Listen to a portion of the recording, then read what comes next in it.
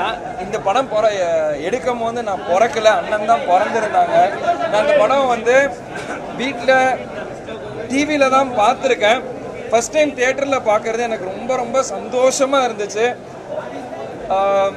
அப்பாவை ரொம்ப அழகாக காமிச்சிருக்கீங்க சார்.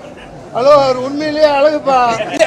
கரெக்ட். பட் நான் எங்கள் அப்பாவை வந்து வீட்டில் பார்த்த விதம் வேறு, பட் சினிமாவில் பார்த்த விதம் கண்டிப்பாக வேறு.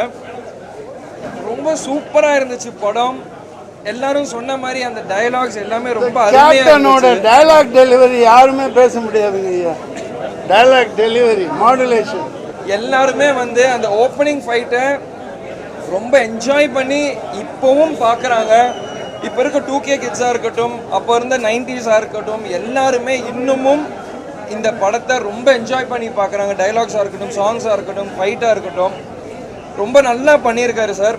நான் இந்த படத்தை 90s எடுத்தாங்கன்னு சொன்னால் நம்பவே முடியாது. ஏன்னா அப்பாவே வந்து இவ்வளோ டெக்னாலஜி, இவ்வளோ கிறிஸ்பாக, இவ்வளோ ஷார்ப்பாக எடுத்திருக்காரு. இப்போ இந்த படம் பார்த்தா கூட போர் அடிக்கலை. என்ன இப்போ இருக்கிற ஹீரோவாக கேட்டிங்கன்னா இந்த மாதிரி படம் இன்னும் நிறைய டைரக்டர்ஸ் எடுக்கணும், இந்த மாதிரி இன்ட்ரெஸ்டிங்காக கொண்டு வரணும்னு தான் நான் ஆசைப்படுவேன்.